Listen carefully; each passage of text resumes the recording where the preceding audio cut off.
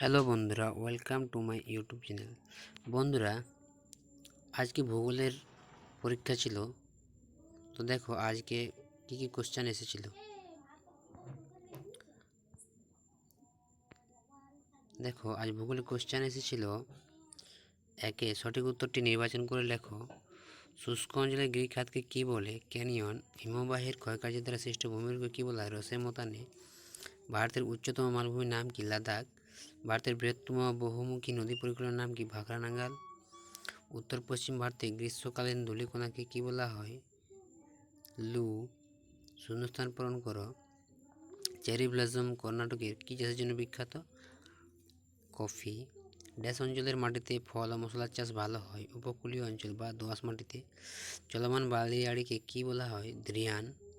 অবরোহণ ও আরোহণ প্রক্রিয়া যৌথভাবে কী নামে ডাকা হয়? পর্যায়ন। কাবেরী নদীর একটি জলপ্রপাতের নাম লেখো। শিব সমুদ্রম। এরপর দেখো তোমাদের কিছু শুদ্ধ অশুদ্ধ আছে, একটু দেখে নাও। এরপর আমরা চলে যাই দ্বিতীয় পাতায়। দেখো এখানে আছে ক স্তম্ভের সঙ্গে খ স্তম্ভ মিলিয়ে লেখো। পৃথিবীর দ্রুতগতি সম্পন্ন হিমবাহের নাম কি? জেকবসবার্ম। শিব শব্দের অর্থ কী? শিব শব্দের অর্থ হলো তরবারি সদৃশ্য।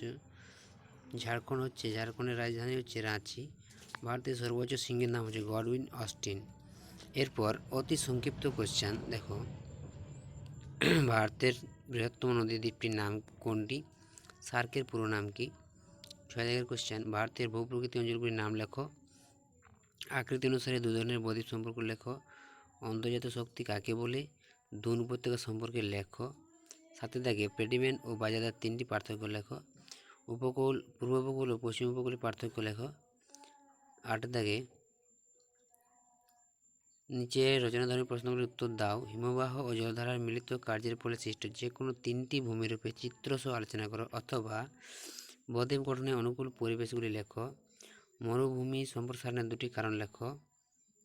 উত্তর ভারতের নদ নদী বা দক্ষিণ ভারতের নদ নদী তুলনামূলক আলোচনা করো, অথবা ভারতের কৃষ্ণ মৃত্তিকার বৈশিষ্ট্য লেখো এবং করমণ্ডল উপকূলে বছরে দুবার বৃষ্টিপাত হওয়ার কারণ কী। তো বন্ধুরা, এই ছিল আজকে ভূগোল প্রশ্নপত্রের আলোচনা। যদি ভিডিওটি ভালো লাগে তবে অবশ্যই লাইক, শেয়ার, কমেন্ট এবং সাবস্ক্রাইবটা করে দেবেন। ধন্যবাদ।